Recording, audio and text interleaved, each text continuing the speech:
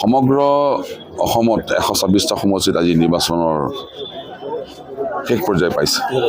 ইতিমধ্যে তেজপুৰতো বিভিন্ন ভোটগ্ৰহণ কেন্দ্ৰত বহুত ভোটাৰ শাৰী পাতি 5 বজাৰ পৰা লাইন পাতি আছে।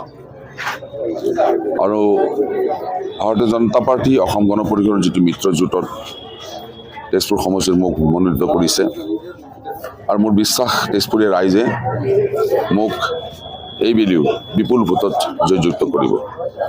আৰু তেজপুৰীয়া ৰাইজৰ এটা আত্মবিশ্বাস আছে, এটা স্বাভিমান আছে, এটা গৌৰৱ আছে।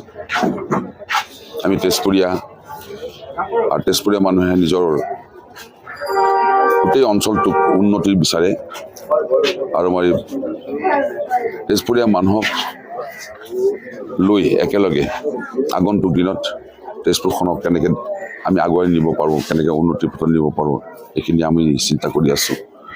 শিক্ষাৰ ক্ষেত্ৰত, স্বাস্থ্যৰ ক্ষেত্ৰত, বিভিন্ন ক্ষেত্ৰত, সাংস্কৃতিক ক্ষেত্ৰত আমি এতিয়া য'ত ভোট গ্ৰহণ কেন্দ্ৰ আছে, ভোটগ্ৰহণ কেন্দ্ৰ আমাৰ বান থিয়েটাৰ, এই বান থিয়েটাৰৰ ওচৰতে আমি আছোঁ। এখন Bengali boys higher secondary school. অগণন মানুহ, সকলোৱে ভোট দিয়ক, বেছি কথা নকওঁ, আমনি পাব মানুহবিলাকে। এইবাৰ জয়যুক্ত হ'লে প্ৰথম কাম কি হ'ব? প্ৰথম উন্নয়ন, ৰাস্তা ঘাটটো বনালোৱে বহুত, আৰু ৰাস্তা ঘাটত বনাব আছে। আৰু আমাৰ ইয়াত তেজপুৰ দুখন ফিল্ড আছে, প'ল' ফিল্ড বুলি কওঁ আমি। ষ্টেডিয়ামৰ কাম চলি আছে, প'ল' ফিল্ডৰ কামটো কৰিব লাগিব। এইখন এটা ভাল ফিল্ড তেজপুৰ চহৰৰ মাজত কৰিব লাগিব। মানে ফিল্ড বুলি নহয়, আৰু সাংস্কৃতিক, শৈক্ষিক,